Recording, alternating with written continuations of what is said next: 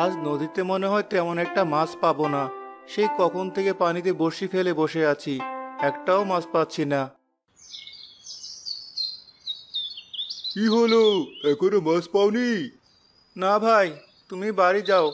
মাছ না ধরতে পারলে আজ বাড়ি ফিরে যাব না। এমনিতে টাকা পয়সার বড় অভাব।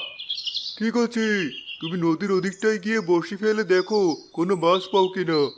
এখানে তো অনেকক্ষণ যাবত বসে আছো। ঠিক আছে, যাচ্ছি। তুমি বলছো যখন, ওখানে যদি একটা দুটো মাছ পাওয়া যায়। আচ্ছা, আমি গেলাম।